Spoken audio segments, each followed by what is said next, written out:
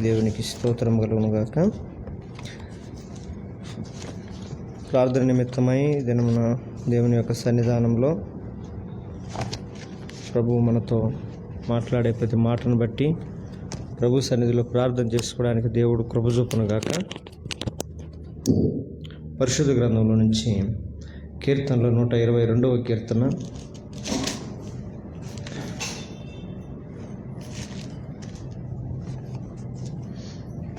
122వ కీర్తన 2వ వచనం.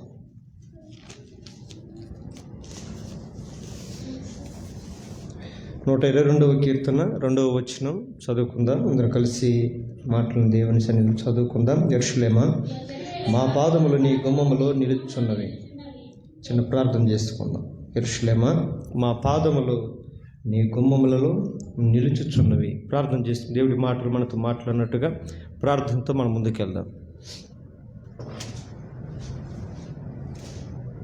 ప్రేమ కలిగిన మా ప్రియ పరలోకమందున్న మా తండ్రి, పరిశుద్ధుడైన మా దేవ, ఆదివారం నీ సన్నిధిలో నీ ఆలయంలో ప్రార్థించిన మేరకు మంగళవారం సీఎంలో నీ సన్నిధిలో ప్రార్థించుటకై ఆయన నీ ప్రార్థన మందిరంలో మనం నడిపించిన నామం బట్టి ఇవ్వగలము. దేవా, నీ పరిశుద్ధమైన నీ సన్నిధి నిమిత్తం మేము నీ సన్నిధిలో వేడుకుంటున్నాం. నేను నా నామం బట్టి సమకూడతాను, వారి మధ్య ఉంటానని మాటిచ్చిన మా తండ్రి, నిజంగా నీ నామం బట్టి వేడుకను చేయవచ్చిన మా మధ్యలో ఆయన నీ సింహాసనం ఉండాలి. ఈ కృపా సింహాసనం నేను ఆశ్రయం వేయండి. మా ప్రతి విన్నపాలు వినిపించడానికి, మా ప్రతి మొరలు నీ సన్నిధిలో మొరపెట్టుకున్నట్టు వేడుకున్నట్టు మాకు ఇచ్చినటువంటి ఈ సమయాన్ని బట్టి కావాలి. మా ప్రార్థనలు ఎక్కడ నిష్ప్రయోజనం కాకుండాట్లుగా మా దోషాలు, మా అపరాధాలు, మా ఉదయతలు, మా తిరుగుబాటులు, మా బుద్ధిహీనతలు, గతిహీనతలు సమస్తము కూడా ఈ కృపా బాహుల్యాన్ని బట్టి క్షమించి మమ్మల్ని పరిశుద్ధపరిచి పవిత్రపరిచి మా దోషములు, మా ప్రార్థనకి ఎక్కడ అడ్డంకు కాకుండా రెండింటిని పరిహరించి మా ప్రార్థన నీ సన్నిధి చేరినట్లుగా మీ రక్తంతో మమ్మల్ని శుద్ధీకరించుకుని వేడుకుంటున్నాం. ఆయన చదువుబడిన లేఖన ప్రతి వాక్యం కూడా మీరు పరిశుద్ధపరుస్తున్నాడు. నిలబడుతున్న దాసులను ఆత్మతో అభిషేకించు. నీ శరీర చాటును మరుగుపరిచి మాతో మాట్లాడుతున్నాడు. లేకపోతే ఎంతమందికి వాక్యం అవుతుందో వాడి జీవితంలో కూడా మీరు కార్యసిద్ధి కలిగజేసి మీ నామానికి మహిమ కోరుకుంటుందా కానీ ప్రార్థన చేస్తూ యేసు నామములో ప్రార్థించడానికి వేడుకుంటున్నాము తండ్రి. ఆమేన్.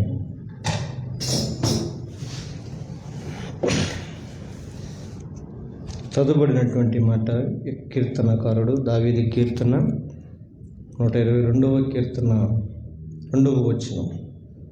యెరూషలేమా, మా పాదములు నీ గుమ్మములలో నిలుచుచున్నవి. ఒక్క మాటతో చెప్పినటువంటి ఈ అధ్యాయంలో బైబిల్లో కొన్ని అధ్యాయాలలో ఒకే మాటతో కొన్ని వచనాలు ఉంటాయి. ఒకే మాటతో అంటే ఇంకా అంతకుమించి విస్తరిస్తే బాగుండదు అన్నట్టుగా ఉంటుంది ఆ పదం. ప్రతి విషయంలో కృతజ్ఞతలు చెల్లించడం అన్నట్టు. కానీ ఈ కీర్తనకారుల కన్నా మనం కొత్త నిబంధనలో చూస్తే చాలా ఎక్కువ కనపడతాయి.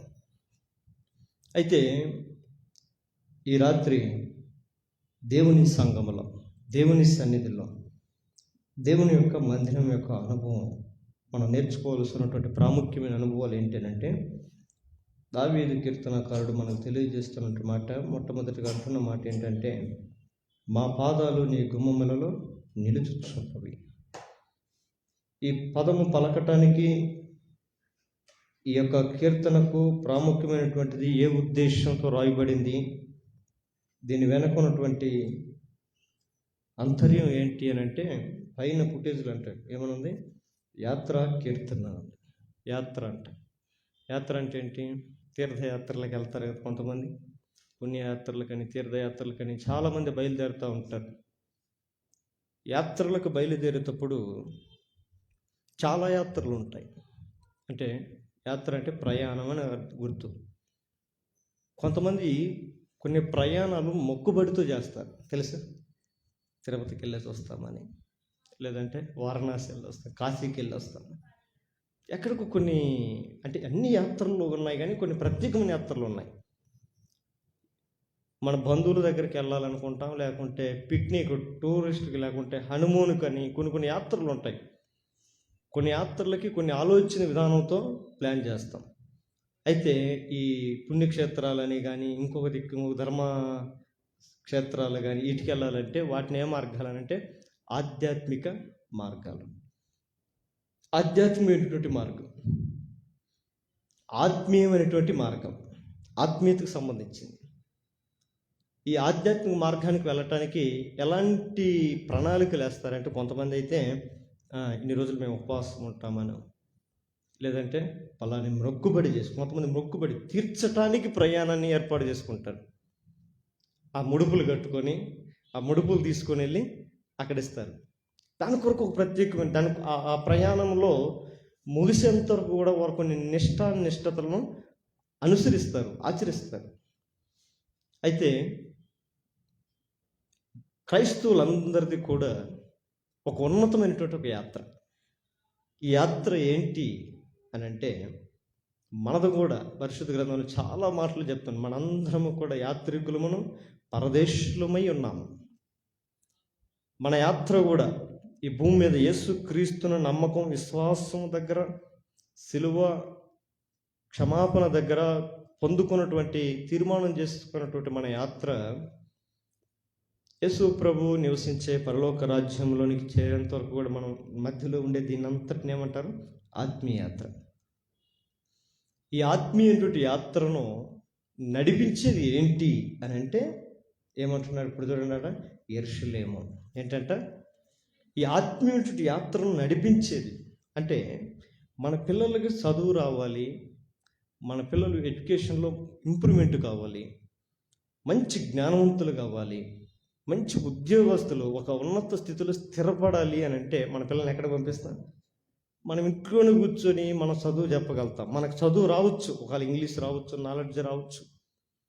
మన పిల్లల్ని ఏ స్కూల్కి నేను పంపాను, నేను ఇంట్లోనే పెట్టుకుని నేనే చదివించుకుంటాను నా బిడ్డల్ని, నాకు ఆ జ్ఞానం ఉంది అంటే మనం చదివించే చదువు పిల్లలకు ఉద్యోగం ఇస్తుందా?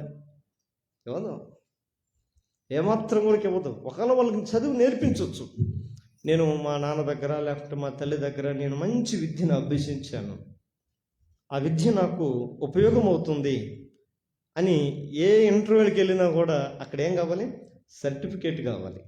అంటే ఏదో ఒక స్కూల్లో చదివినట్టుగా. ఇప్పుడు మనం ఏదైనా ఇంటర్వ్యూకి వెళ్ళినా ఏం చేసినా, మీరు ఎస్ఎస్సి ఎక్కడ చేశారు, పీయూసీ ఎక్కడ చేశారు, ఏ బోర్డు, మీరు కాలేజీ ఏ బోర్డులో చదివారు అంటే సెకండరీ బోర్డు చదివామంటాం, ఈ బోర్డులో చదివామంటాం. అంటే మన చదువుకి, మనం పొందుకున్న క్వాలిఫికేషన్కి కొన్ని సంస్థలు ఉన్నాయి. అదే రీతిగా ఆత్మీయతలో మనల్ని కూడా నిలవబెట్టేది, ఆత్మీయతలో అభివృద్ధి పొందించేది, ఆత్మీయతలో దేవుని దగ్గరకు మనం చేర్చేదే జీవము కలిగిన దేవుని సంఘం.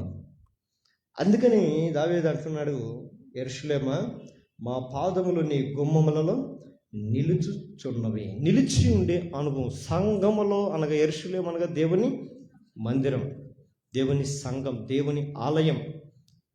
ఈ సంఘములో మన పాదములు ఎలా ఉండాలంట? నిలిచి ఉండాలంట, నడిచేవి కాదు, నిలిచి ఉండాలి. నిలుచుచున్నవి, నిలిచి ఉండే అనుభవంలో కావాలి. ఎప్పుడైతే నిలిచి దేవుడు నిలబెట్టాడో, నిలబెట్టడానికి దేవుడు మనల్ని సంఘంలో నడిపించాడో, మనం ఏం చేయాలంటే నిలిచి ఉండాలి అని అంటే సంఘంలో ఏముండాలి? బాధ్యత ఉండాలి. ఎవరు కంపెనీలోకి వెళ్తారు, ఎవరు కంపెనీలో పనిచేస్తారు అని అంటే, ఆ కంపెనీ వాడిని సెలెక్ట్ చేసుకున్న తర్వాత వాడికి ఒక పనిని చెప్తుంది. ఆ పనిని బట్టి వాళ్ళు ఏం చేస్తారు? అక్కడ బాధ్యతగా పనిని నడిపిస్తూ ఉంటారు. దేవుని సంఘములో కూడా మనందరం కలిగి ఉండాల్సింది ఏంటంటే బాధ్యత. ఈ రాత్రి వాక్యం వింటున్న నా ప్రియమైన దేవుని బిడ్డలారా, మనందరము కూడా దేవుని చేత అనగా యేసు క్రీస్తు ద్వారా మనందరం లోకముల నుంచి సంఘములోనికి నడిపించబడినటువంటి ఒక యాత్రికులం. ఈ సంఘములో మనం ఆరంభించే ఆత్మీయ యాత్ర దేవుని దగ్గరకు చేరుస్తుంది, దేవుని సన్నిధానానికి నడిపిస్తుంది, ఆయన ఉన్న చోటుకి మనం తీసుకెళ్తుంది, దానికి దోహదపడుతుంది సంఘం. మరి ఈ సంఘములో మన బాధ్యత, సంఘములో నా బాధ్యత ఏంటి? సంఘములో ఉన్న మనందరికీ ఏముండాలి? బాధ్యత.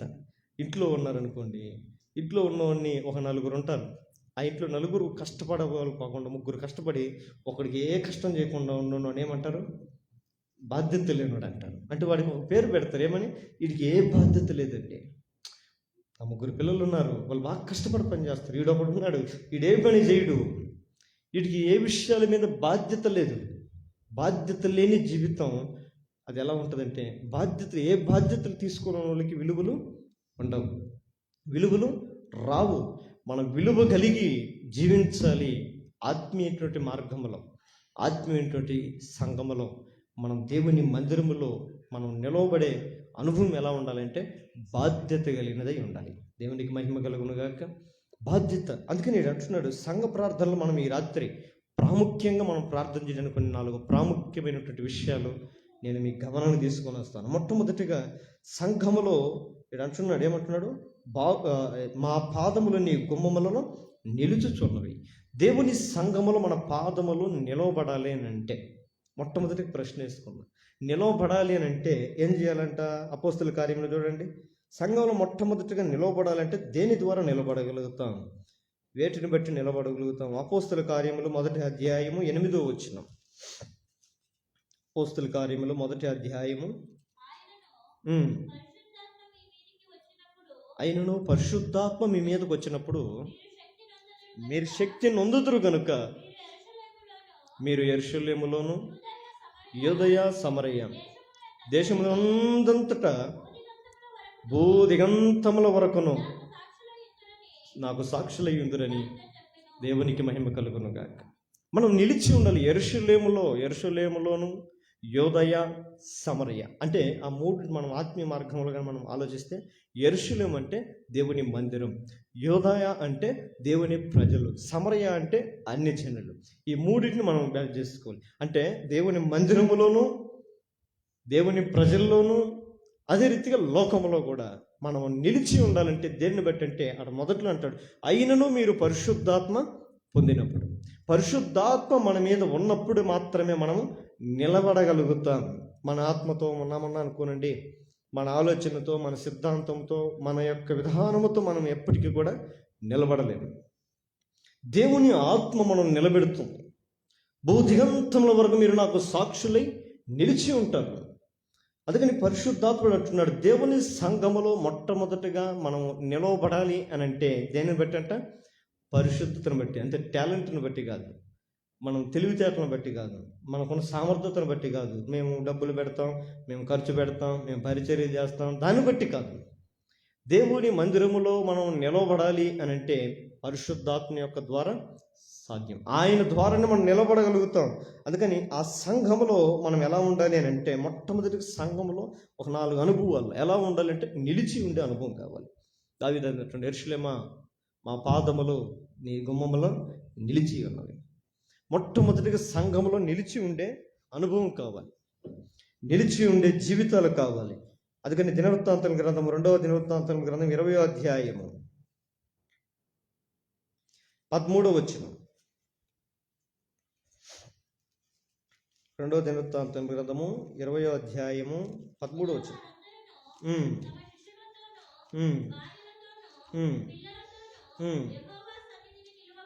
ఎట్లా ఉన్నారంట? వాళ్ళంతా దేవుని సన్నిధికి ఎట్లా వచ్చారంట? వాళ్ళ పిల్లలతోనూ, వాళ్ళ భార్యలతోనూ, ఇంకొకరితో శిష్యులు కూడా. అంటే శిష్యులు అంటే ఎవరంటే వాళ్ళతో పనులతో కూడా, ప్రతి ఒక్కరితో కూడా దేవుని సన్నిధిలో నిలబడి ఉన్నారు. అది మాత్రమే కాదు, ప్రతి విషయంలో కూడా ఈ కుటుంబ వ్యవస్థ అనేది దేవుని సన్నిధిలో నిలబడాలి. కుటుంబ వ్యవస్థ అనేది చాలా ప్రాముఖ్యమైనది. యెహోషువ అంటాడు కదా, నేనును నా ఇంటి వారును యెహోవాను సేవించను. దేవుని సన్నిధిలో నిలిచి ఉండే విధానం ఎలా ఉండాలంటే కుటుంబ పరంగా. ఇప్పుడు కొంతమంది అయితే కుటుంబాన్ని విడిచిపెట్టేసి ఉంటారు. భార్య దేవుడు నమ్ముకుంటే భర్త దేవుడు నమ్ముకోరు. కొంతమంది భార్య దేవుడి పైన ఆసక్తి కలిగి ఉంటే భర్తకి ఏముండదు, ఉండదు, భార్యకు ఉండదు ఒక్కోసారి. అంటే ఒకరికుంటే ఒకరికి ఉండనటువంటి ధోరణి. అయితే ఆ రీతిగా కాదు దేవుడు కోరుకునేది. కుటుంబం అంతటా కూడా కలిసి దేవుని సన్నిధిలో నిలిచి ఉండాలనేది ఒక పిలుపు వచ్చినప్పుడు ఆ ప్రజలందరూ కూడా, ఇశ్రాయేలు యెరూషలేములో నివసించే జనులందరూ కూడా వారు తమను, తమ భార్యలను, తమ పిల్లలను, శిశువులు అందరి కూడా దేవుని సన్నిధిలో నిలిచారంట. ఈ దేవుని సన్నిధిలో నిలిచి ఉండేటప్పుడు ఎలాంటి పరిస్థితుల్లో, ఎలాంటి స్థితిగతుల్లో నిలబడాలి అంటే పరిశుద్ధ గ్రంథం అంటుంది, ప్రతి విషయంలో మనం స్థిరులమై ఉండాలి. చూడండి, ఆ మాట కూడా చూద్దామా? పరిశుద్ధ గ్రంథం అంటది, కొరింథీయులకు రాసినటువంటి 1వ పత్రిక 15వ అధ్యాయం 58వ వచనం. కొరింథీయులకు రాసినటువంటి 1వ పత్రిక 15వ అధ్యాయం 58వ వచనం.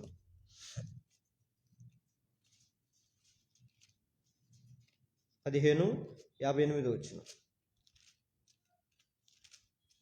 కాగా ఉమ్, నా ప్రియ సహోదరులారా, ఉమ్, మీ ప్రయాసం ప్రభువునందు వ్యర్థము కాదని ఉమ్, ఉమ్, స్థిరులను ఉమ్. కదలని వారును స్థిరులను కదలిన వారనయ్యుండి ప్రభు ప్రభు కార్యాభివృద్ధి ఎప్పటికీ కూడా ఆసక్తులయ్యుండు. ఎట్లా ఉండాలంటే దేవుని కార్యాలలో ఎలా ఉండాలంటే ఎప్పటికీ, అంటే ఇప్పటికి కాదు, ఇప్పటికి కాదు, అప్పుడెప్పటికి కాదు, ఎప్పటికీ కూడా ఏమై ఉండాలంటమ్మా?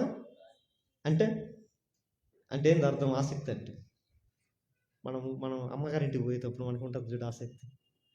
మనం ఇష్టపడిన ప్లేసులకు పోయేటప్పుడు ఉంటుంది చూడు ఆసక్తి. ఎట్లుంటుంది ఆసక్తి? ఎట్లుంటుంది?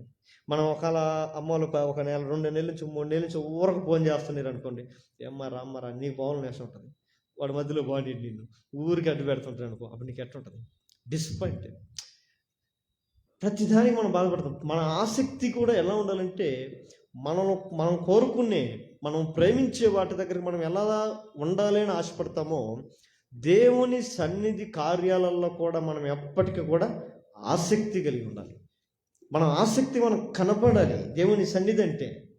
అందుకని దావీదు దొరికినాడు, అయ్యా నీ సన్నిధి నాకెంతో ప్రియము. ఎంత ప్రియం? మనకెవరికి ప్రియము? మనకు సీరియల్ ప్రియము, మొబైల్ రీల్ ప్రియము, ఇంకా తిండి ప్రియము. అంటే దేవునికి ఏదైతే వ్యతిరేకంటే మనకి ప్రియం ఉంటుంది, తప్పులేదు. వీటన్నింటి ప్రేమించడం అని కాదు, ప్రేమించకూడదని కాదు. అయితే వీటన్నిటి పోల్చుకుంటే దేవుడిది కొద్దిగా ఎత్తుగానే ఉండాలి.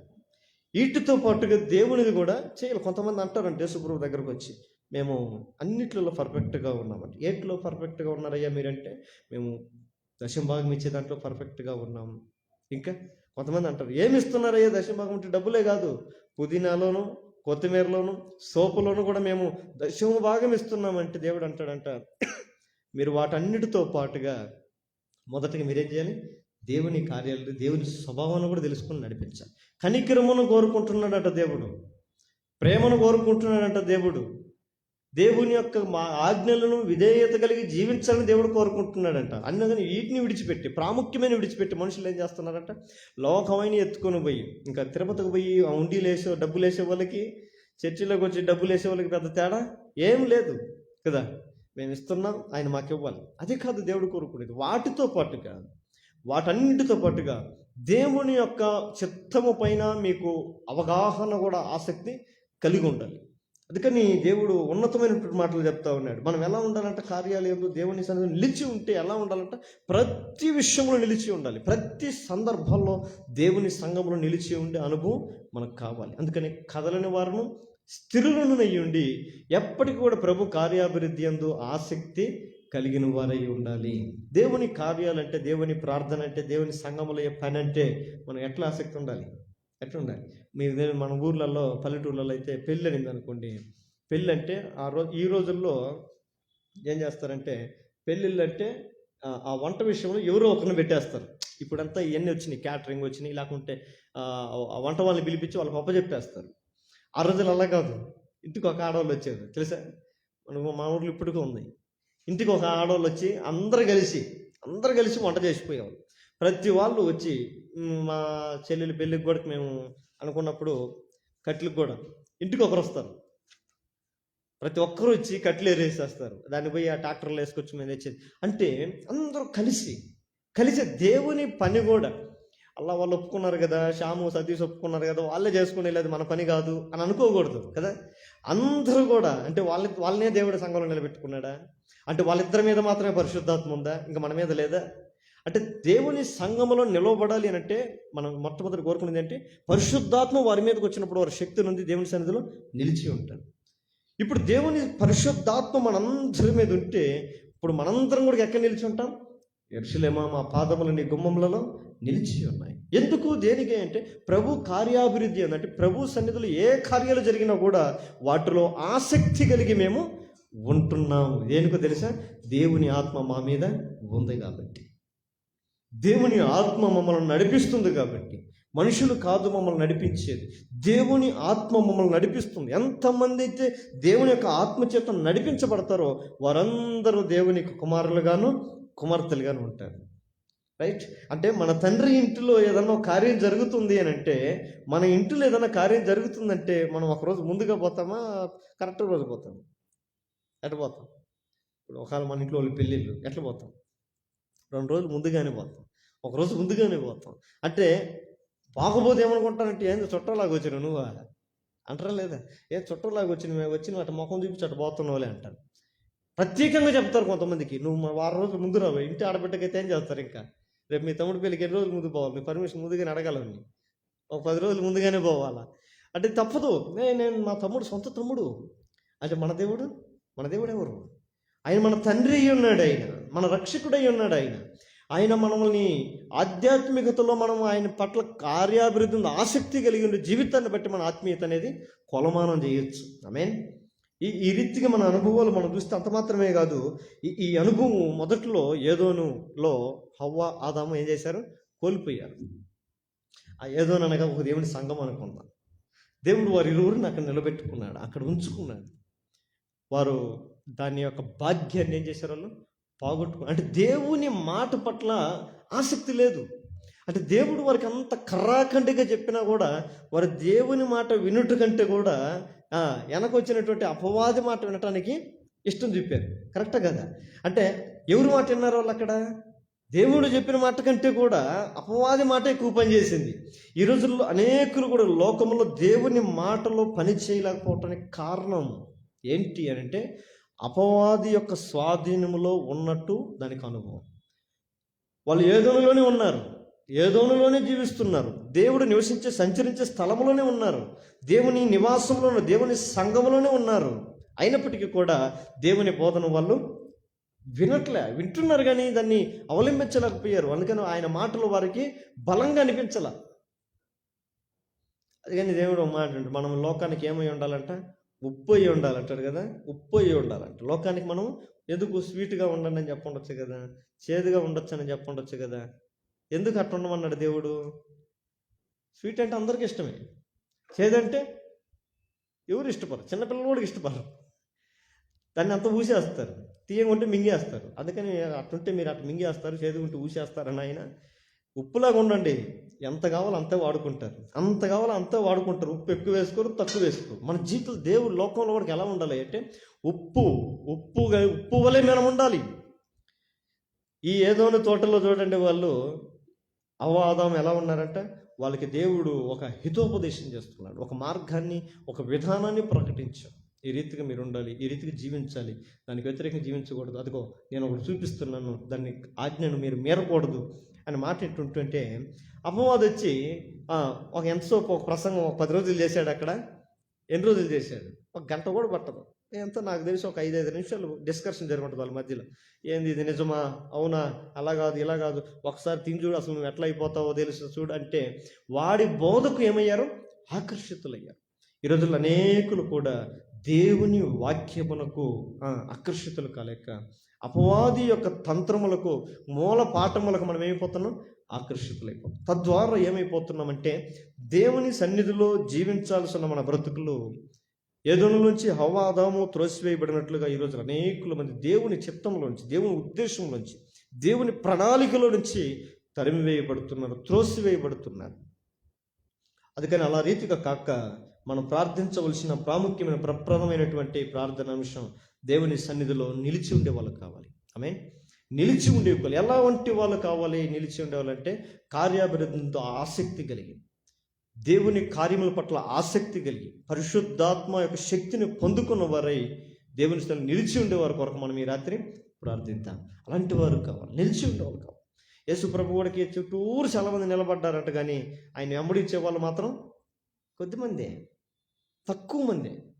గుంపులు గుంపులుగా ఆయన వస్తే జనసమూహం ఆయన వైపు పరిగెత్తుకొని వచ్చేది.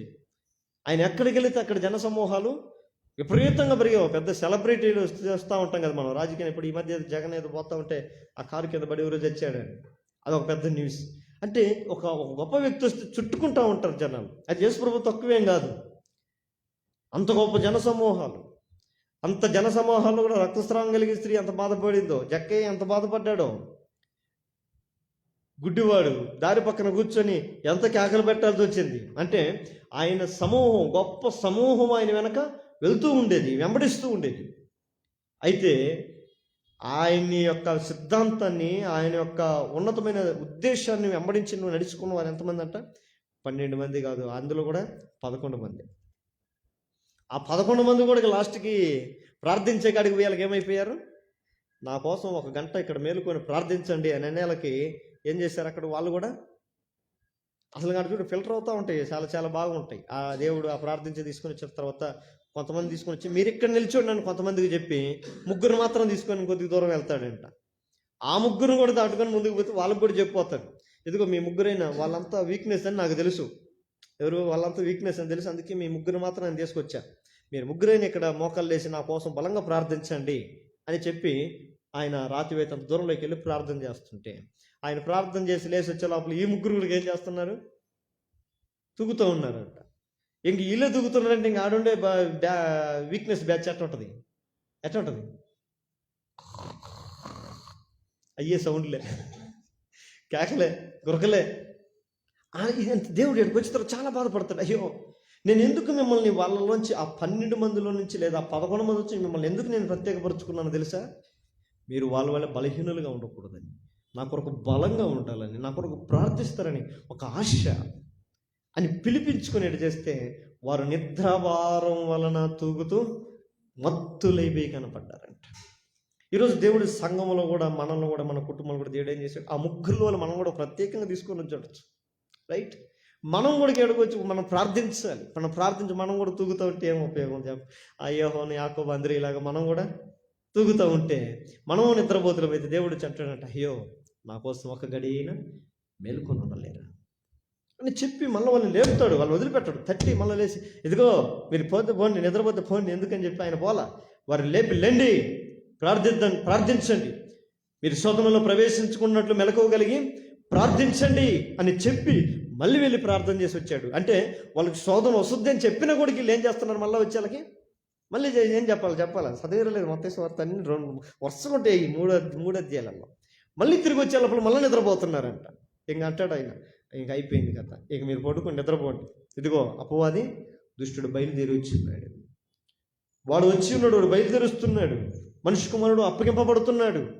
అందుకని మన జీవితంలో అప్పగింపబడిన వారు ప్రార్థన జీవితాన్ని నిర్లక్ష్యం చేస్తే సాతాను శోధనలు కలుగు చేస్తాం. అందుకని శోధనలోనికి రాకుండా మనం ప్రార్థనలో కూడా నిలిచి ఉండాలి. అందుకని రెండవదిగా అదే అంటూ రెండో మాట ఏంటో చూడండి అమ్మా, సంఘము కట్టుట్లో కూడా మనం ఏం కావాలంటే పాలు భాగస్తులు కావాలి. మొట్టమొదటిగా నిలబడే అనుభవం కావాలి. సంఘంలో ఏంటంట? సంఘంలో మొట్టమొదటి నిలబడే అనుభవం కావాలి. నిలబడిన తర్వాత, నిలిచి ఉండిన తర్వాత ఎలాంటి నిలబడ్డం అని అంటే, స్థిరులను కదలని వారిని అయ్యుండి నిలబడాలి. కార్యాభివృద్ధి ఎప్పుడు ఆసక్తి కలిగిన వారై నిలబడి ఉండాలి. అలా నిలబడిన తర్వాత రెండవదిగా చేయాల్సిన పని ఏంటంటే, దేవుని పనిలో మనం ఏం కావాలి? పాలి భాగస్థులం కావాలి. చూడండి నెహెమ్యా గ్రంథం, కీర్తన 122వ కీర్తన 3వ వచనం. మళ్ళీ అక్కడే వద్దాం. బాగా కట్టుటలో పాలి భాగస్తులు కావాలి. ఎట్టంట? యెరూషలేమా నువ్వు బాగుగా కట్టబడినటువంటి మందిరం. అంటే దేవుని మందిరం, మనకు సంఘము కట్టుటలో కూడా మనందరం నిలిచి ఉండే వాళ్ళందరూ ఏం కావాలి? పాలి భాగస్తులు కావాలి. అది మాత్రమే కాదు, ఎలా నిలిచి ఉండాలి అని దేవుడు మాట అంటున్నాడంటే, పేతురుతో ఒకరోజు ఒక మాట అంటాడు, పేతురు నువ్వు బండవు, నీ మీద నా సంఘాన్ని నేను కడతాను. అంటే దేవుని మందిరము కట్టబడాలి అని అంటే, దేవుని మందిరం కట్టబడాలి అని అంటే ఎవరి ద్వారా కట్టబడాలట? దేవుని ద్వారానే కట్టబడాలి. దేవుని ద్వారా కట్టబడినటువంటి అనుభవం కలిగి ఉండాలి. అందుకని యెహోవా ఇల్లు కట్టని ఎడలా దాన్ని కట్టువని ప్రయాసం కూడా వ్యర్థమే అంటారు. దేవుని చేత మనం కట్టబడాలి. అది మాత్రమే కాదు, యేసు ప్రభు పేతురుతో చెప్పినటువంటి మాటలు మన కొద్దిగా లోతు అనుభవంలోకి వెళ్తే చాలా వస్తాయి, కానీ మన సమయం అంత లేదు కాబట్టి అంశం చెప్తాను నేను. ఏంటిదంటే, దేవుని మందిరము కట్టే విషయంలో మనము పాలుభాగస్తులు కావాలి. అది మాత్రమే కాదు, ఆ పని ఎలా చేయాలి అని అంటే, ఎలా కట్టాలి అంటే చూడండి, నెహెమ్యా గ్రంథంలో చాలా మంచి మాటలు ఉంటాయి. ఇన్ని కూడా 3వ అధ్యాయము 20వ వచనం త్వరగా చదివితే అక్కడ మంచి మంచి మాటలు మనకు. నెహెమ్యా గ్రంథం అంతా కూడా యాక్చువల్లీ కట్టుట గురించే ఉంటుంది కాబట్టి కొన్ని ప్రాముఖ్యమైన విషయాలు మనం చూద్దాం. నెహెమ్యా గ్రంథము 3వ అధ్యాయం 20వ వచనం. అతని అనుకుని ఉమ్, ఆ గోడ మలుపు నుండి ఉమ్, ప్రధాన యాజకుడైన ఎల్యాషీబు ఇంటి ద్వారముల వరకు ఉన్న ఉమ్. మరి యొక్క భాగమును జబ్బాయి కుమారుడైన బారుకు ఆసక్తితో బాగు చేసెను. చూడండి, అతని గోడ దేవుని ఆలయాన్ని కడుతున్నారు వీళ్ళు. ఎట్లా కడుతున్నారంటే కొన్ని కుటుంబాలు, అంటే ఆ అధ్యాయం అంతా కుటుంబాలు కనపడతాయి, భాగములుగా. పాలి భాగస్తులు అంటే పాలు పంపులు అంతా కలిసి పాలు పంపులు పొందుకోవటం, కలిసి చేసేది. ఎట్లా పాల్గొన్నారు, ఎట్లా పాలు పంపులు పొందుకొని పనిచేస్తున్నారంటే ఇక్కడ ఒక కుటుంబాన్ని ప్రత్యేకంగా తీసుకొని వచ్చారు. వాళ్ళు బారాకు కుటుంబం అంట వాళ్ళేనా. అతను వాళ్ళ గురించి చెప్తున్నాడు. బారాకు ఆసక్తితో ఏం చేస్తున్నాడంటమ్మా, బాగు చేస్తాడు. ఆసక్తి. దేవుని మందిరంలో పని ఎలా చేయాలి అని అంటే ఆసక్తి. ఇందాక దేవుని మందిరంలో నిలబడాలంటే ఎలా ఉండాలంట, కార్యాభివృద్ధి అనేది ఎప్పటికీ ఆసక్తి. నిలబడటంలో ఆసక్తి ఉండాలి, దేవుని పనిలో పాలుభాగస్తులు పాలుపంపులు పొందుకోవడానికి కూడా ఆసక్తి ఉండాలి. మనందరము కూడా దేవుని చేత పిలువబడినటువంటి వారం. అందుకని ఇంకా చూడండి, ఆ నెహెమ్యా గ్రంథంలో చాలా మాటలు ఉంటాయి. 2వ అధ్యాయం కూడా చూడండి, 2వ అధ్యాయం 18 వచ్చిన 2వ అధ్యాయం 18. నాకు సహాయము చేయి దేవుని కరుణ హస్తమును గూర్చి ఉమ్, రాజు నాకు సెలవిచ్చిన మాటలన్నీయు ఉమ్, నేను వారితో చెప్పితిని. ఉమ్, అందుకు వారు ఉమ్, మనము కట్టుటకు పూనుకొందుము రండని చెప్పి ఆ. ఈ మంచి కార్యము చేయుటకై బలము తెచ్చుకొనిరి. చూడండి, ఈ కట్టుటకు మనం ఏం చేద్దామంటున్నారు, వాళ్ళు పూనుకుంటున్నారు. వాళ్ళు పూనుకొని ఏం చేస్తున్నారు, ఇతరులను కూడా పురుగొలుపుతున్నారు. దేవునికి మహిమ కలుగును గాక. దేవుని పని మనం చేయడానికి మనం పూనుకోవాలి. అది జరిగించడానికి కూడా ఇతరులను కూడా మనం ఏం చేయాలి, పురుగొలపాలంట. అనేకులు పురుగొలపాలి ప్రభు పని కొరకు. ఎందుకంటే ఆడ ఒక మంచి మాట పలుకుతారు, ఈ మంచి పని చేయుటకు.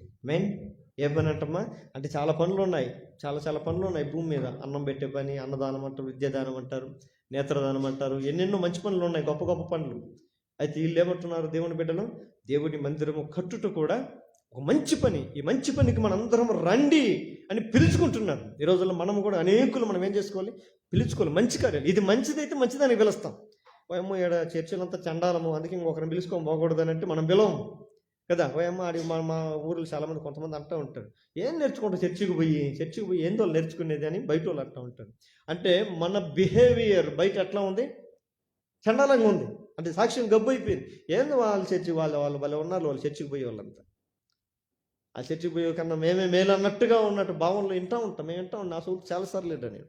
అంటే చర్చిలో ఏమన్నా ఎట్టు నేర్పిస్తారా, ఎట్టుండాలా, దేవుడు అంటే భయం లేని వారుగా ఉండాలా, దేవుడు అంటే లెక్కలేని వారుగా ఉండాలా, మీ ఇష్ట ప్రకారం మీరు జీవించండి, బూతులు మాట్లాడండి, ఇష్టప్రకారంగా సినిమాలు చూడండి, షికారులు చేయండి, విచ్చలవిడిగా తాగండి, విచ్చలవిడికి సిగరెట్లు తాగండి, గుట్కాలు తినండి అని చెప్తారా? చచ్చిపోతాం అని చెప్తారు. ఇది చేస్తే సస్తావు అని చెప్తారు, అంతే కదా. అవన్నీ పాపం అని చెప్తారు, అవన్నీ విడిచిపెట్టి అంటారు, వాటన్నిటిని తొలగించుకుంటారు. నువ్వు పరిశుద్ధుడిగా జీవించమంటారు, పవిత్రుడిగా జీవించమంటారు, అనేకులకు ఆదర్శంగా జీవించమని చెప్తుందే దేవుని వాక్యం. అయితే లోకంలోకి పోయిన తర్వాత భిన్నంగా కనపడుతుంది. ఎందుకు, దేనికి అని అంటే, ఈ దేవుని మందిరంలో ఏం లేదంట, దేవుని పనిలో మనము భాగస్తులుగా ఆసక్తితో ఉండట్లే. తద్వారానే లోకంలో ఇంకా చూడండి, ఆ మాట కూడా చూడండి. ఇది ఇంకా 4వ అధ్యాయం, నెహెమ్యా 4వ అధ్యాయం 19 వచ్చిన 4:19. అప్పుడు నేను ప్రధానులతోనూ అధికారులతోనూ మిగిలిన వారితోనూ ఇట్లాంటిని పని మిక్కిలి గొప్పది. చాలు. ఈ దేవుని పనిలో మొదటిగా ఏంటంటే మిక్కిలి గొప్పది. రెండోది ఏమన్నాడా, మంచి పని. మొదటగా ఏమంటాడు, ఆసక్తితో కట్టుదాం రండి అని చెప్పి దాన్ని ఎట్ట చేద్దాము, ఎందుకంటే ఈ కట్టే పని మంచి పని. ఏడంటున్నాడు మూడోది, ఇది గొప్ప పని, గొప్ప వాళ్ళు చేసే పని. అంటే గొప్ప పని ఎవరు చేస్తారు, గొప్ప పని ఎవరు గొప్ప చెప్తారు? తాగుడు పోతాడు గొప్ప చేస్తారా? ఇంట్లో ఒక దొంగ ఉన్నాడు అనుకోండి, వాడికి డబ్బులు ఇచ్చారని గొప్ప చెప్తారు పనుల? పొరపాటుని ఎవరు వాడు మోసం చేసేవాడికి ఎవరైనా ఒప్పుకుంటారా? అయితే పరిశుద్ధ గ్రంథంలో ఒక మాట ఉంటుంది, మనందరం కూడా దేవునికి నమ్మకమైన రాయిబారులమై ఉండాలంట. రాయిబారులు అంటే నమ్మకమైన రాయిబారులుగా ఉండాలి. అంటే ఖచ్చితంగా ఈడి చేతనే నేను ఈ వర్తమానాన్ని పంపించాలి, ఈడి చేతనే నేను ఈ పనులు చేపించాలని దేవుని దృష్టిలో ఒక నమ్మకమైన వాడిగా మనం కనబడాలి. ఎందుకంటే ఆయన నమ్మకమైన వాడికే ఏమిస్తాడు, ఆయన తాళాలు ఇస్తాడు. నమ్మకమైన జకర్యా గ్రంథంలో అంటాడు, నా మందిరంలో నువ్వు నమ్మకంగా కలిగి జీవించు, విశ్వాసం కలిగి జీవించు, నా ఆజ్ఞను కట్టడం కలిగి జీవించు, నేను ఒకరోజు నా మందిరంలో నిన్ను అధికారిగా నేను మారుస్తాను. అంటే ఒక అధికార స్థానంలో పోవాలంటే నమ్మకం కావాలి. ఒక దానియేలు ఎందుకు వెళ్ళాడు ఆ స్థాయిలోనికి? ఒక యోసేపు ఎందుకు వెళ్ళాడు ఆ స్థాయిలోనికి? ఒక దావీదు ఎందుకు వెళ్ళాడు ఆ స్థాయిలోనికి? ఒక అబ్రహాం, ఇస్సాకు, యాకోబులు ఎందుకు వెళ్ళారు అంత స్థాయిలోనికి అంటే వారు దేవునిలో మొదటగా ఏమన్నారు? నమ్మకత్వం. జనుల ఎదుట కూడా నమ్మకత్వం. వారి నమ్మకత్వాన్ని బట్టి ఆ పుట్ల రాజులు కూడా వాళ్ళకి ఏం చేశారో తెలుసా? యోసేపుతో అంటాడు, ఇదిగో సింహాసనం విషయంలో మాత్రమే నేను రాజునై ఉంటాను, కానీ ఇక ఏదైనా కూడా సమస్తం కూడా నీ వశమే. ఎంత అధిక్యత అండి, ఎంత అధిక్యత! ఎందుకు వచ్చింది యోసేపుకి అది ఆ పదము అంటే తనలో ఉన్న నమ్మకత్వాన్ని బట్టి. ఎక్కడికి వెళ్ళినా కూడా నమ్మకంగా పనిచేసే అనుభవం కలిగి. అందుకని దేవుడు మంచి మాటలు అంటూ ఉంటాడు బైబిల్లో. భూమి మీద నమ్మకమైన వరకు, నమ్మకస్తుల కొరకు ఆయన కనుదృష్టి సంచారం చేస్తాడు. ఎప్పుడు సెర్చ్ చేస్తూ ఉంటుందంట ఆయన కళ్ళు. దేని కొరక? ఎవడు ఏడుతుండో చూసి వాళ్ళకి వరాలు ఇద్దామా, డబ్బులు ఇద్దామా అనేది కాదు. దేశంలో నమ్మకమైన వారి కొరకు ఆయన కనుదృష్టి లోకమంతటా సంచారం చేస్తుందంట. మన నమ్మకత్వంతో ఉన్నప్పుడు మన మీద ఆయన కనుదృష్టి నిలుస్తుంది, ఆయన దృష్టి నిలబడుతుంది. ఎప్పుడైతే ఆయన దృష్టి మన మీద నిలబడుతుందో అప్పుడే మన జీవితంలో టర్న్ అవుతుంది. ఆమేన్. గొప్ప మలుపులు తిరుగుతాయి. అప్పుడు దాకా మన జీవితంలో కష్టాలు ఉంటాయి, ఇబ్బందులు ఉంటాయి, బాధలు ఉంటాయి, శ్రమలు ఉంటాయి, అవమానాలు ఉంటాయి, అన్నీ ఉంటాయి. ప్రతిదీ ఉంటుంది. ఏం ఉండకూడదని మన నమ్మకత్వాన్ని బట్టి మేలులు పొందుకుంటాను, ఆశీర్వాదాలు పొందుకుంటాను అని అనుకోకూడదు. నమ్మకమైన వాళ్ళే మొట్టమొదటిగా ఏం పొందుతున్నారు? శ్రమలు పొందుతున్నారు. అందుకే దేవుడు మనం ఒక దాంట్లో నమ్మకం ఉన్నామంటే దాన్ని బట్టి మనకు గొప్ప స్థానం ఇచ్చేయడు. ప్రతి పనిలో కూడా మనం నమ్మకం కలిగిన వారమై ఉండాలి. సౌలుని పిలిచాడు, అన్ని పనుల నమ్మకంగా ఉండలేకపోయాడు కాబట్టి దావీదును పిలుచుకున్నాడు. దావీదు నమ్మకత్వాన్ని బట్టి ఆయనకి ఇచ్చిన పొందుకున్న వాగ్దానం ఏంటంటే, నీ పేరును బట్టి నీ నామము చిరస్థాయిగా ఉంటుంది, శాశ్వత కాలం నీ సింహాసనాన్ని నేను స్థిరపరుస్తాను. ఇప్పుడు ఆయన వంశులు బుట్టోళ్ళందరూ చచ్చిపోయేవాళ్ళే కదా, ఎట్లా ఉంటుంది? అందుకని ఆ వంశంలోని పేరును దేవుడిచ్చిన వాగ్దానం నిలబెట్టుటకై యేసు ప్రభు దావీదు వంశంలోని పుట్టి మత్తయి సువార్త మొదట్లో అంటాడు, దావీదు కుమారుడైన యేసుక్రీస్తు వంశావళి. ఆమేన్. ఇప్పటికి కూడా యేసు ప్రభు తన రాజ్యాన్ని స్థాపించాడు. అలాంటి వారిలో ఉన్నటువంటి విశ్వాసం, అలాంటి వారిలో ఉన్నటువంటి ఆసక్తి మనకు కూడా కలిగి ఉంటే దేవుడు మనల్ని కూడా వారిని ఆశీర్వదించినట్లుగా దేవుడు ఆశీర్వదించడానికి శక్తి కలిగిన వాడు అయినాడు. అందుకని చివరికి 6వ అధ్యాయంలో కూడా నెహెమ్యా 6వ అధ్యాయం 3వ వచనం కూడా చూడండి అమ్మా.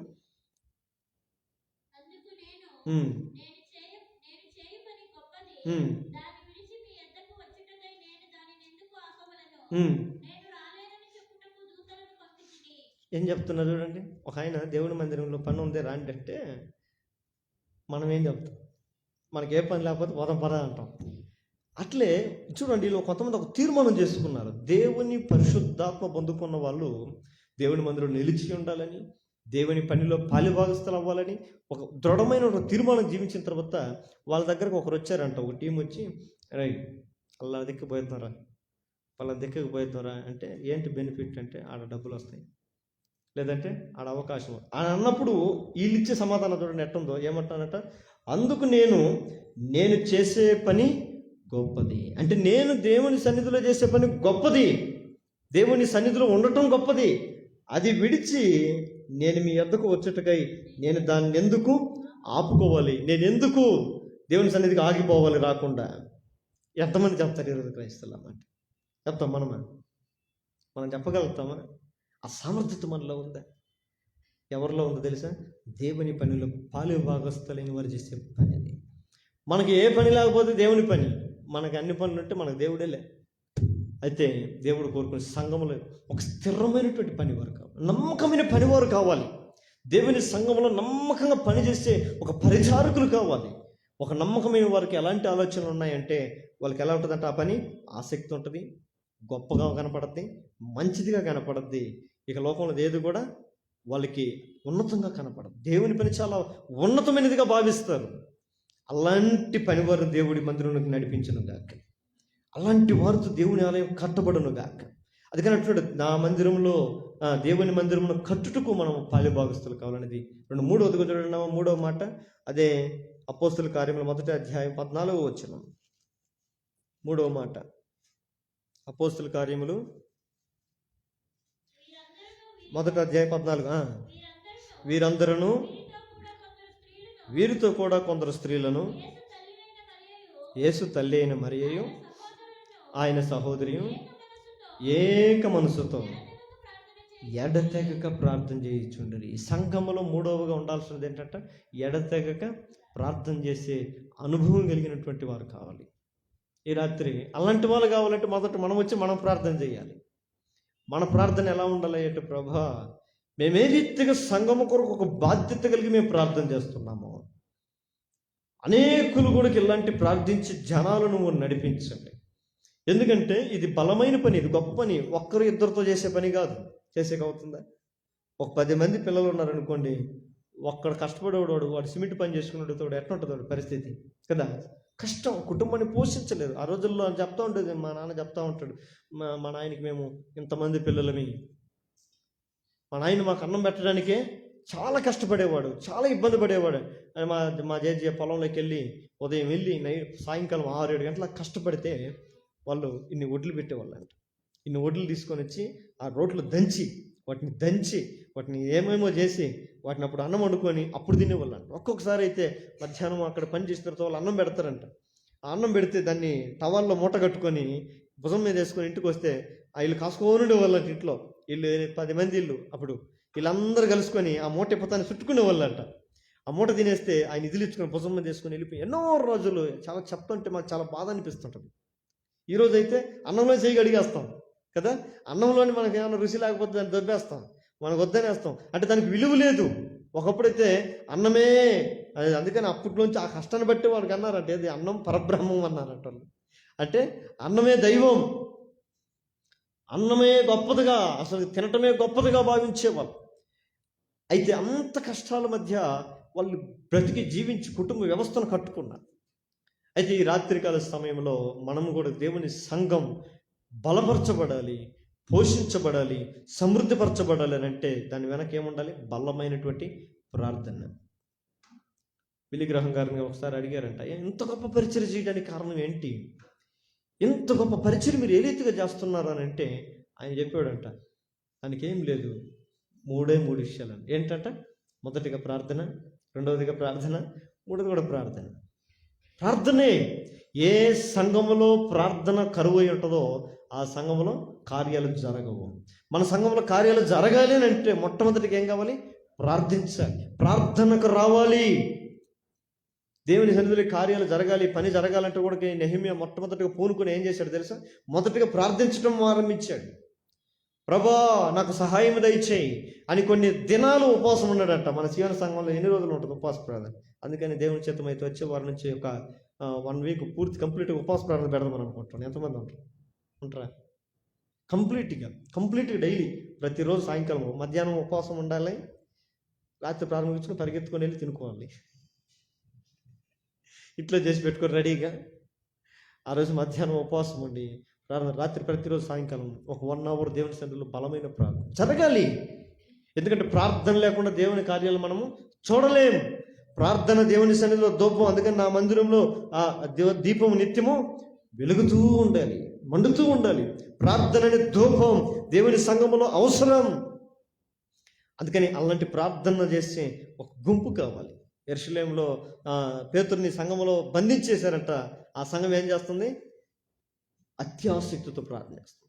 అంటే విడిపించేది కూడా ప్రార్థనే, నడిపించేది ప్రార్థనే, ఆశీర్వాదాలు తెచ్చేది ప్రార్థనే, అభ్యంతరాలని తొలగజేసేది ప్రార్థనే, అభివృద్ధిని కలుగు చేసేది ప్రార్థనే, పడగొట్టేది ప్రార్థనే, నిలబెట్టేది కూడా ప్రార్థనే. యేషో ప్రార్థన చేస్తే సూర్యచంద్రులు నిలబడ్డాయి, జనులందరూ ప్రార్థన చేస్తే ఎరుక గోడలు కూలిపోయాయి. ఏదైనా కానీ జీవితంలో, మన జీవితంలో ఏదైనా పొందుకోవాలన్నా, పోగొట్టుకోవాలన్నా, అనుభవించాలన్నా, దూరం చేసుకోవాలన్నా కూడా ప్రతి దానికి కూడా మూలము ఏంటి? ప్రార్థన. ఈరోజు దేవుని సంఘం, దేవుని మందిరానికి ఉండే ప్రత్యేకత ఏంటంటే, నా మందిరము ప్రార్థనా మందిరం. మందిరానికి ఉండేది ఏంటంట? ప్రార్థనా మందిరంలో ప్రార్థన ఉండాలి. ప్రార్థనా మందిరంలో ప్రార్థన లేకపోతే ఇంకెట్లా ఉంటుంది చెప్పండి? నేతి బీరకాయలు నెయ్యి లేనట్టుగా, ఇంకా మైసూరు పాకులో మైసూరు లేనట్టుగా, ఇట్లా కూడా లేదు కదా. మందిరంలో ప్రార్థనా మందిరం అంటే, ప్రార్థన మందిరంలో ప్రతిరోజు ప్రార్థన మందిరంలో ప్రార్థన జరగాలి. దేవుడు ఆ మందిరంలోకి వెళ్ళినప్పుడు ప్రార్థనలు జరగట్లేదు, వ్యాపారాలు జరుగుతున్నాయి, వర్తకాలు జరుగుతున్నాయి. చూసి చలించిపోయాడు. అంటాడు, నా మందిరము సమస్త జనులకు ప్రార్థనా మందిరం అని పిలువబడుతున్నది, కానీ మీరు దీనిని దొంగల గుహగా చేసి తిరిగి. అంటే దేవుని మందిరంలో ప్రార్థన జరగకపోతే ఏం జరుగుతుందంటే అక్కడ దొంగలు నిండుకునేస్తారు. దొంగల గుహగా మారిపోతుంది. ఎవరు దొంగ చెప్పాలా? మీ అపవాదైన సాతాను. వాడు దొంగ అయి ఉన్నాడు, వాడు దోచుకునేవాడు అయి ఉన్నాడు. అపవాదైన దొంగ ఎప్పుడైతే దేవుని మందిరంలో ప్రార్థన లేకపోద్దో వాడు వచ్చేస్తాడు, వాడు దొంగ వచ్చేస్తాడు. వాడు దీన్ని ఏం చేస్తాడు? ఒక గుహగా మార్చేస్తాడు. గుహ అంటే ఏంటి? గుహలో ఎట్లుంటుంది? మంచి మంచి ఎల్ఈడి ట్యూబ్ లైట్లు ఉంటాయి. గుహలు అన్నా కానీ మనకేముంటుంది? చీకటి, గుహ అంధకారంగా ఉంటుంది. అపవాదం ఒక్కసారి వచ్చి దీన్ని గుహగా మార్చేసాడంటే ఇంకేడేముంటుంది? చీకటే. అంటే ఇంకేం తెలియదు. ఇంకా గుడ్డోళ్ళలాగా ఇంకంత ఎన్ని వాక్యాలు చెప్పినా ఇంకెంత చేసినా ఏం ఉపయోగం లేదు. చోటోళ్ళని చేసేస్తాడు, గుడ్డోళ్ళని చేసేస్తాడు, మూగోళ్ళని చేసేస్తాడు, కుంటోళ్ళని చేసేస్తాడు. నడవలేము ప్రభు కొరకు, చూడలేము దేవుని కార్యాలు, పలకలేము దేవుని మాటలు, వినలేము దేవుని మాటలు. ఎందుకు పనికిరాం? అందుకని పాట పాడుకున్నాడు. ఏదో ఒక ఆయన పాట పాడాడంట. నేను అయ్యా నా కళ్ళు తెరువయ్యా, కుంటివాడినయ్యా నా కాళ్ళు అయ్యా, ఇంకా చోటువాడినయ్యా నా చెవులు తెరవజేయ్యా, మోగవాడినయ్యా నా మాటలు ఇయ్యయ్యా. తిట్టేదానికి కాదు, తినేదానికి కాదు, ప్రార్థించడానికి. దేవుడు మనకి నోటినిచ్చాడు, నాలుకనిచ్చాడు, సడలిస్తున్నాడు, వెనక మాట్లాడగలుగుతున్నాం. ఈ మాటలు కాస్త ఏం కావాలి? ప్రార్థనగా మారిపోవాలి. దేవునికి మహిమ కలుగునుగా. అందుకని సంఘములో ప్రార్థించాలి. అపోస్తులైనటువంటి పౌలుగా ఉన్నప్పుడు సౌలు పౌలుగా మార్చబడ్డానికి ఒక బలమైనటువంటి ప్రార్థన జరిగింది. చూడండి, ఆ మాట కూడా చూడండి. అపోస్తుల కార్యములు 22వ అధ్యాయము 16వ వచనం చూడండి అమ్మా. అపోస్తుల కార్యములు 22వ అధ్యాయము 16వ వచనం. నువ్వు తడవ చేయటం ఎందుకు?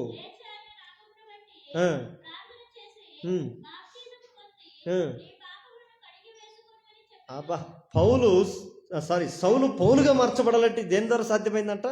దిగో, నువ్వెందుకు ఇంకా తడువు చేయడం? లేచి ప్రార్థన చేసుకో, బాప్తిసం పొందుకో, నీ పాపాలు నీవు కడుక్కో. వా, అంటే పాపంలో ఉండేవాడు ఎప్పుడు ప్రార్థన చేయలేడని అర్థం.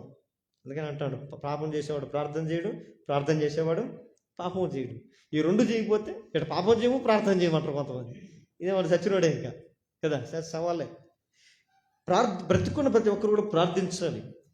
పాపంలో ఉన్న వాళ్ళు ఎలా ప్రార్థించలేరు. మనం పాపంలో లేము అనటానికి ఒక క్రియ ఏంటంటే ప్రార్థించే వారిని కనబడతాం. దేవుని సన్నిధిలో, దేవుని సంఘంలో, దేవుని మందిరంలో నిలిచి ఉండే అనుభవం, పనిలో పాలుభాగస్తులైన అనుభవం కలిగినటువంటి మనము ప్రార్థించే విషయంలో కూడా ఏమాత్రము కూడా వెనకాడము, ఎడతెగక ప్రార్థిస్తాం. బైబిల్లో అయితే ఈ మాటలు చాలాసార్లు, ఇంచుమించు 126 సార్లు ప్రార్థన గురించిన అంశాలు బైబిల్లో ఉన్నాయి. ఎడతెగక ప్రార్థించండి, నిలకడ కలిగి ప్రార్థించండి, పట్టుదల కలిగి ప్రార్థించండి, నమ్మకం కలిగి ప్రార్థించండి, విడువక ప్రార్థించండి, విసుగక ప్రార్థించండి. ఈ ప్రార్థనతో మనం చేసినప్పుడు దేవుని సన్నిధిలో మనం కార్యాలను మనం పొందుకోగలం. యాకోబు విడవక ప్రార్థన చేశాడు, ఏం పొందుకున్నాడు? ఆశీర్వాదాన్ని పొందుకున్నాడు.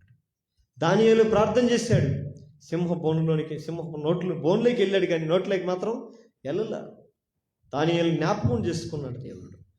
ఈ రాత్రి దేవుడి సంఘాన్ని కూడా, దేవుని ఘనమైన కార్యాలు జరగాలంటే మొట్టమొదటిగా మనం ఆయన ఆహ్వానించేది ఈ స్థలంలోనికి. దేన్ని బట్టి? ప్రార్థన. ఆయనకు మొరపెట్టు వారి ఎడల ఆయన కృప చూపుటకు సిద్ధ మనసుపై ఉన్నాడు. ఆయన కృప చూపించడానికి, ఆయనకి ఎవరైతే ఆయన నామను బట్టి వేడుకుంటారో వారికి కృప చూపిస్తానన్నాడు. ఇప్పుడు మనం వేడుకోవాలే కానీ ఆయన ఏమంటాడో తెలుసా? నువ్వు వేడుకోనక మునిపి నేను నీకు ఉత్తరం ఇస్తానంటాడు. అసలు మనం వేడుకోవాలన్న ఆలోచన వచ్చిన చాలు ఆయన కృప చూపిస్తాడు. మనం అడగాలి, అడుగుడి మీకు ఇవ్వబడును అన్నాడు. ఇంక మాటలు చెప్పుకుంటూ చాలా వస్తాయి బైబిల్లో.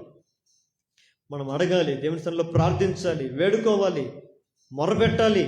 అనేకమైనటువంటి ప్రభావాలతో కూడుకున్నటువంటి ప్రతి కార్యాలు దేవుడు విడిపించి దేవుని యొక్క ప్రభావం ఈ స్థలంలో జరగాలని అంటే ఈ రాత్రి మనము కూడా దేవుని సన్నిధిలో బలమైనటువంటి ప్రార్థన చేస్తే శక్తి కలిగినటువంటి విశ్వాసులమై ఉండాలి. ఆమేన్. అందుకని చివరిగా 4వదిగా వచ్చి ఒక మాట చెప్పి సంఘమునకు ఉండాల్సినటువంటిది ఏంటి అంటే కీర్తనలో 122వ కీర్తన 6వ వచనం. 122వ కీర్తన 6వ వచనం.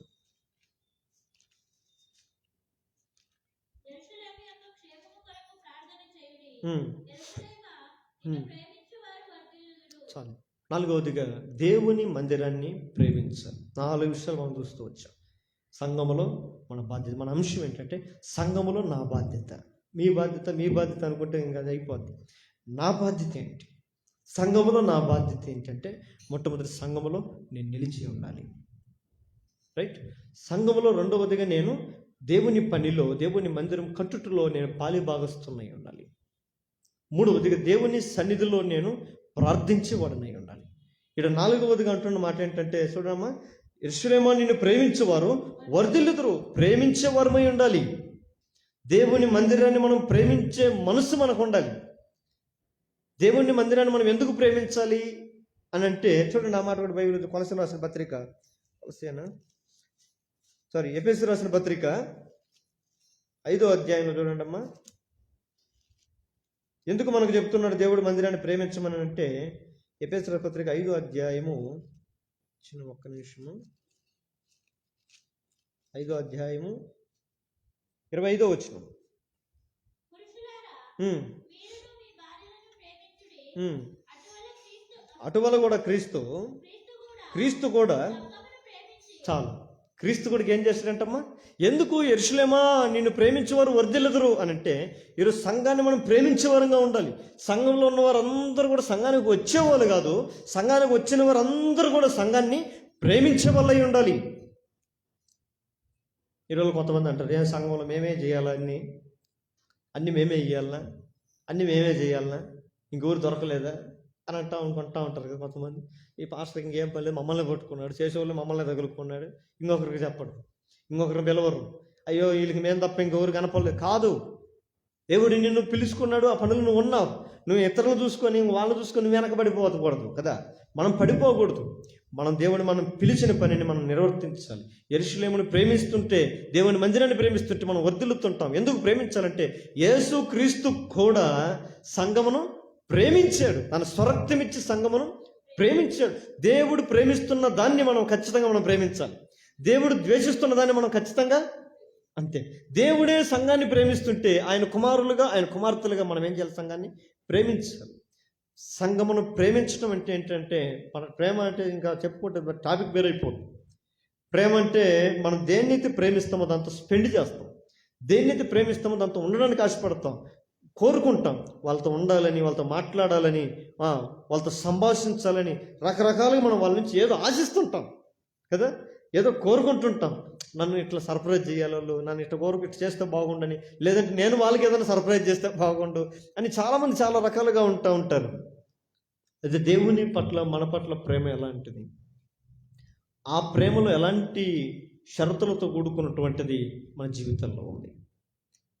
దేవుని ప్రేమించే జీవితంలో, సంఘమును ప్రేమించేవారు ఏం మాట పలుకుతారో తెలుసా? అదే కీర్తనలోకి రండమ్మా. వాళ్ళు ఒక మాట పలుకుతారంట. కీర్తనలో 84వ కీర్తన, 84వ కీర్తన. మందిరమునందు నివసించు వారు ధన్యులు, వారు నిత్యము నిన్ను స్తుతించుదురు. నీ వలన పరమునందు మనుష్యులు ధన్యులు, యాత్ర చేయు మార్గములు వారికి అతి ప్రియములు. ఎట్లుంటుందంట మూలకే, అయ్యా నీ మందిరము నడిచే యాత్ర, నీ మందిరానికి వెళ్ళే మా యొక్క నడక ఎలా ఉంటుందంట, ప్రియముగా ఉంటుందంట. అంత మాత్రమే కాదు, 122 మొదట్లో కూడా చూడండి, కీర్తన మందిరమునకు వెళ్ళుదమని జనులు నాతో అనినప్పుడు నేను సంతోషించి ఎట్లా ఉంటుందంటమ్మా, దేవుని ప్రేమించేవాళ్ళు, దేవుని మందిరాన్ని ప్రేమించేవాళ్ళు, యెరూషలేమును ప్రేమించేవాళ్ళు మందిరానికి వెళదాం రండి అని అంటే ఏం చేస్తారంట వాళ్ళు, మేము రాలేమంటారు. మనం అంటాం అయింది కదా, మనం అంటాం ఆడ దూరంగా ఉండేదానికి, పని మీద పడిందని మేము రాలేము, ఎవరో ఒకరు చేయండి పోయి, ఈరోజు సతీష మీరు చేయండి, శ్యామ మీరు చేయండి, మనం కూడా కనగలగం. దేవుని మందిరమును వెళదాము రండి అని జనులు నాతో అన్నప్పుడు నేనెంతగానో దేవుని మందిరాన్ని ప్రేమించే వాళ్ళు దేవుని సన్నిధిని ఇష్టపడతారు. ఈ రాత్రి మనం ప్రార్థనలకు మోకాళ్ళ మీదకి వద్దాం. 4 ప్రాముఖ్యమైన విషయాలు దేవుని సన్నిధిలో పెడదాం. ఎందుకంటే యెరూషలేమా, మా పాదములు నీ గుమ్మములో నిలిచి ఉన్నవి. దేవుడు ఈ రాత్రి సీయోనులో మనం నిలబెట్టున్నాడు. దేవుని సన్నిధిలో నిలిచి ఉండే జనులు గొప్ప భాగ్యవంతులు. దేవుడిచ్చినటువంటి భాగ్యతను బట్టి, దేవుడిచ్చిన ధన్యతను బట్టి, దేవుడిచ్చినటువంటి ఈ గొప్ప సామర్థ్యతను బట్టి ఈ రాత్రి మనం కూడా ప్రార్థన చేద్దాం. నీ సన్నిధిలో నిలవబడాలనంటే పరిశుద్ధాత్మ ద్వారానే సాధ్యమని వాక్యం సెలవిచ్చింది. పరిశుద్ధాత్మ వారు పొందుకున్నప్పుడు వారు యూదయ, గలిలయ, సమరయ, యెరూషలేములోను అనేకమైన ప్రాంతముల ఎదుట దేవుని కొరకు సాక్షులుగా నిలబడ్డారు. ఈరోజు సంఘంలో ప్రభు కొరకు అలాంటి సాక్షులు నిలబడాలి. సంఘం పక్షమైన సాక్ష్యం ఇవ్వటానికి, క్రీస్తు శరీరం గురించి సాక్ష్యం ఇవ్వటానికి అనేకులు రావాలి. ఎంతమంది అయితే దేవుని శరీరంలో నిలిచి ఉన్నారో ఆ క్రీస్తును ప్రకటించే, క్రీస్తుని గురించి వివరించే, క్రీస్తు గురించి లోకంలో సాక్ష్యం చెప్పగలిగే సామర్థ్యత కలిగిన విశ్వాసులు మన సంఘంలో కావాలి. ప్రభా, నీ సన్నిధిలో నిలిచి ఉండేవారుగా మమ్మల్ని స్థిరపరచు. ఆ రీతిగా మాతో పాటుగా అనేకులు నిలిచి ఉండే ప్రజానికాన్ని మీరు నడిపిస్తూ రండి. ఎందుకంటే ఒక గొప్ప సైన్యాన్ని జయించాలంటే ఒక గొప్ప దానికి మించిన బలమైన సైన్యం కావాలి. ఈరోజు ఈ లోకాధికారి అపవాదిని మనం జయించాలనంటే మించిన బలమ కలిగిన వాని చేతిలో నుంచి విడిపించేది దేవుడే. దేవుని బలమును ఆశ్రయిద్దాం. మనం బలహీనులమయ్యామనుకోండి, అపవాది బలవంతుడు, వాడు పడద్రోస్తాడు, వాడు చెదరగొడతాడు, సంఘాన్ని కూడా రూపుమాపేస్తాడు. ఈరోజు దేవుని సంఘాన్ని బ్రతికించటానికి, దేవుని శరీరాన్ని, దేవుని నియమాన్ని నిలబెట్టడానికి సంఘంలో నిలిచి ఉండే బలమైన శక్తి కలిగిన వారు కావాలి. క్రీస్తు యేసునందు తుదుకు నీవు శక్తివంతుడివై ఉండని పౌలు తిమోతిని అన్నట్టుగా ఈ రోజుల్లో ప్రతి కార్యాల్లో, ప్రతి విషయంలో కూడా నిలవబడే స్థిరులను, కదలిన వారును, కార్యాభివృద్ధి యందు ఎప్పటికీ కూడా ఆసక్తి కలిగిన వారు అయి ఉండే, నిలిచి ఉండే విశ్వాసుల గుంపు సంఘానికి కావాలి. అప్పుడే అపవాది బలమంతటి ఎదిరించగలుగుతాం. ఆ బలం లేనప్పుడు యెహోషాపాతు దేవుని సన్నిధికి వెళ్ళి ప్రార్థన చేస్తాడు. దేవా, ఇశ్రాయేలు దేవా, దిక్కులేని వారికి సహాయం చేయటంలో నీ వంటి దేవుడు ఒకడు లేడు. ఇంత గొప్ప సైన్యమును జయించుటకు మాకు శక్తి సరిపోదు. ఈ సమయంలో నీవే మాకు దిక్కు, మాకు సహాయం చేయి అని ప్రార్థన చేసినప్పుడు దేవుడు తన బలమును అనుగ్రహించి వాళ్ళకి విజయం ఇచ్చినట్లుగా ఈరోజు ఈ సంఘం, ఈ సేవ, ఈ పరిచర్య దేవుడు నిలబెట్టినట్టు ఈ సంఘం, దీన్ని కాపాడుటకు ఏ సంఘంలో ప్రభు మనల్ని అధ్యక్షుడు నిలబెట్టాడు మా మంది యావత్తు గురించి మనం జాగ్రత్త కలిగి ఉండినట్లుగా దీన్ని బ్రతికించాలి. ఈ సంఘమును, ఈ సేవను బ్రతికించాలి. దీని పక్షం మనం నిలబడాలి. అటు శక్తిని ప్రభు మనకు దయచేయాలి, అటు బలమును మనకు దయచేయాలి. కనుక ఈ పోరాటంలో దేవా, నీ పిలుపును బట్టి, నీ ఏర్పాటును బట్టి ఉన్నటువంటి ప్రతి వ్యక్తులను మాకు నడిపించండి, సమకూర్చండి. నీ సన్నిధిలో నిలిచేవాళ్ళు కావాలి. రెండవదిగా సంఘము కట్టుటలో పాలుభాగస్తులుగా ఉండాలి. ఈరోజు దేవుని పని ఇది ఎంతో గొప్ప పని. ఈ పని చేసే అందరూ కూడా ఆ రోజుల్లో నెహెమ్యా గ్రంథంలో చూసినప్పుడు వారు ఆసక్తితో చేశారు, మంచి పనిని చేశారు, గొప్ప పనిని చేశారు. ఈరోజు సంఘంలో ఉన్న మనందరము కూడా దేవుని పనిని ఏ విధానంతో మనం చూస్తున్నాం? ప్రతి ఒక్కరు మనోనేత్రములు తెరవబడాలి, హృదయాంతరంగములు తెరవబడాలి, చూసే విధానం మార్చబడాలి. కొంతమంది యేసు ప్రభువును చూసి భూతమన్నారు. ఈరోజు అనేక మంది దేవుని స్వరూపాన్ని గుర్తుపట్టలేని స్థితిలో ఉన్నారు. దేవుని పనిలో ఉండే గొప్ప కార్యాలను, గొప్ప ఆశీర్వాదాలను గ్రహించలేని స్థితిలో ఉన్నారు. ఇటు వారి కొరకు మనం ప్రార్థించాలి. దేవా, ఈ పని గొప్పది నాయన, ఇది ఒక్కరితో మేము చేయలేము. నీవు కూడా నీ రాజ్యమును ప్రకటించుటకు నీవు వచ్చి ఒంటరిగా చేయలేదు, కానీ నువ్వు 11 మంది శిష్యువుని ఏర్పాటు చేసుకుని నీ పరిచర్యను ఆరంభించావు. ఈ పరిచర్య, ఈ మందిరం కట్టబడుటకు దేవా, ఒక మంచి నమ్మకమైన పనివారిని మీరు మాకు సహకారులుగా మీరు నడిపించండి. నువ్వు పోషించే దేవుడు, సంరక్షించే దేవుడు. ఈ మందిరము సమృద్ధిగా ఉండాలి. ఏ కుటుంబంలో ఏ వ్యక్తి అయితే కష్టపడి పనిచేస్తాడో ఆ కుటుంబంలో సమృద్ధి ఉంటుంది. సోమరవాణి చేను, సోమరవాణి ఇల్లు చూస్తే ప్రసంగ సామెతలు అంటాడు, సోమరవాణి చేను నేను దాటిపోతుండగా దానిలో ఎక్కడ చూసినా ముళ్ళు పొదలు, బలురక్కసి చెట్లు, గచ్చ పొదలు, చదును లేక చండాలమైనటువంటి ఆ పొలాన్ని నేను చూశానని సొలొమోను రాజు రాస్తాడు. అందుకని సోమరి వాళ్ళు దేవుని మందిరంలో ఉండకూడదు. దేవుని మందిరంలో ఉన్న వారందరూ కూడా దేవుని చేత బలము పొందుకొని పనిలో పాలిభాగస్తులై ఉండేవారుగా ఉండాలి. ప్రతి ఒక్కరూ పని చేసేవారుగా ఉండాలి. ఎక్కడైతే ఎద్దు ఏ ఇంట్లో ఉంటుందో ఆ ఇంట్లో సమృద్ధి అని, ఒక ఎద్దు వలె, అంటే ఎద్దు శ్రమించేదానికి గుర్తు. ఎద్దు వలె దేవుని సన్నిధిలో పనిచేసే అనుభవం కలిగిన, శ్రమ కలిగిన అనుభవం కలిగిన, క్రీస్తు చేసిన శ్రమ పడము, స్వార్థ చేయము అని తిమోతికి పౌలు బోధిస్తాడు. ఈ మీ శ్రమ ఒకరోజు గొప్ప ఆశీర్వాదాన్ని ఇస్తుంది. ఈ రోజుల్లో సంఘం కొరకు, సేవ కొరకు ఎంతమంది శ్రమ పడడానికి తీర్మానం చేసుకుంటారో దేవుడు ఒకరోజు నిన్ను బట్టి, ఈ సంఘమును బట్టి అనేకులు ఆశీర్వదించబడినట్లుగా, పోషించబడినట్లుగా దేవుడు ఆశీర్వదించబోతాడు. దేవుని నియమం కొరకు నిలబడినటువంటి యేషపు, దానియేలు ఏ రీతిగా అనేకులకు ఆశీర్వాదంగా మార్చబడ్డారో, దేవుని సంఘము పనిలో కూడా, దైవ చిత్తంలో కూడా మనం నడుము కట్టుకుని మనం ముందుకెళ్ళినప్పుడు రాబోయే రోజుల్లో దేవుడే ఒక శక్తి కలిగినటువంటి పాత్రకు ప్రభు మనం నిలబెడతాడు. అంత మాత్రమే మూడవదిగా సంఘము కొరకు ప్రార్థించాలి. ఆసక్తి కలిగి ప్రార్థించాలి. ఈ ప్రార్థన ద్వారా సంఘములో గొప్ప కార్యాలు జరగాలి, అద్భుతాలు జరగాలి, పరిచర్య అభివృద్ధి పొందించాలి, అపవాది క్రియలు బంధించబడాలి, దుష్టుని కార్యాలు ప్రార్థనపడాలి, దేవుని అధికారం, దేవుని ప్రభుత్వం, దేవుని యొక్క చిత్తం సంఘములో ఎప్పుడు జరుగుతుండాలి. అందుకని సంఘానికి శిరస్సు నేను అన్నాడు. ఆయన ఇష్టము, ఆయన ఉద్దేశము, ఆయన సంకల్పం సంఘం పట్ల నెరవేర్చబడాలి అంటే ఎల్లప్పుడూ ఆయన అధికారం కొరకు మనం ప్రార్థించాలి. ఆయన పాదపీఠం యొద్ద ఎప్పుడు మనం కన్నీళ్లు పిడుస్తున్నాం. అందుకని రోధించే వారిని కనుగొనండి, ప్రలాపించే వారిని కనుగొనండి. యెరూషలేమా ప్రాకారాల మీద కావలి వారి నుంచి ఉన్నాను, వారు రేయను పగలేను యెహోవా కన్నులను విశ్రమింపనీయురు. దేవుడు తన సన్నిధి, తన కోరుకున్న దాన్ని పొందుకునేంత వరకు కూడా వారు ఏమాత్రము కూడా దేవుని విశ్రమింపనీయురు అన్నారు. ఒక యాకోబు లాంటి మగసిరి కలిగినటువంటి ప్రార్థన, ఒక హన్నా లాంటి కన్నీరు హృదయమును దారబోసే లాంటి ప్రార్థన స్త్రీ పురుషుల సంఘంలో ఉండాలి. ఇలాంటి ప్రార్థన ద్వారా యాకోబు ఆశీర్వాదాన్ని పొందుకున్నాడు, హన్నా సంతానాన్ని పొందుకుంది. ఈరోజు సంఘము ఆశీర్వదించబడాలన్నా, సంఘము అనేకమైనటువంటి విశ్వాసులతో నింపబడాలన్నా హన్నా లాంటి ప్రార్థన, యాకోబు లాంటి ప్రార్థన కలిగినటువంటి ప్రార్థన ఆత్మ దేవుడు మనందరి మీద కుమ్మరించాలి.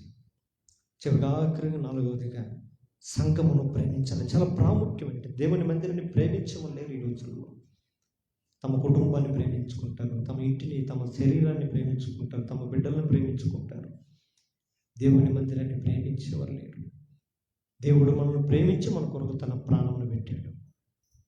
మన దేవుని మందిరాన్ని ప్రేమించే జీవితం ఉండాలి. ఆయన కొరకు, ఆ ప్రేమ కొరకు మనము బద్దులమై జీవించాలి. యేసు ప్రభు ఎట్టి ప్రేమతో మనం ప్రేమించాడు, మనము కూడా అట్టి ప్రేమతో మనము ప్రేమించాలనేది దేవుని కోరిక. ఒకవేళ దేవుని మందిరాన్ని ప్రేమించలేకపోతే ప్రేమ లేని వాడు నా వాడు కాదన్నాడు. దేవుని మందిరాన్ని మనం ప్రేమించలేకపోతే మనం దేవుని వారము కాలేము. దేవుని మందిరాన్ని ప్రేమించకపోతే దేవుని శరీరంలో మనం పాలుభాగస్తులు కాలేము. ఈ రాత్రి మందిరాన్ని ప్రేమించే వాళ్ళు దేవుని నడిపించాలి. నిలిచి ఉండే వాళ్ళ కొరకు, పనిలో పాలుభాగస్తుల కొరకు, సహకారుల కొరకు, స్వార్థికుల కొరకు, ప్రార్థన పరుల కొరకు, పరిచారకుల కొరకు, ఆత్మ భారం కలిగిన వారి కొరకు, కృపా తలాంతులు, కృపా వరములు కలిగిన వారి కొరకు, రోజుగా దేవుని యొక్క సంఘం కొరకు అహర్నిశలు శ్రమపడి ప్రార్థించే ప్రార్థన పరుల కొరకు, ఆఖరిగా దేవుణ్ణి ప్రేమించి దాని కొరకు ప్రయాసపడే ఆత్మల కొరకు మనం ప్రార్థన చేద్దాం. క్లుప్తంగా ఈ 4 అంశాల మీద అందరూ కూడా 4 మాటలు దేవుని సన్నిధిలో ప్రార్థన చేద్దాం.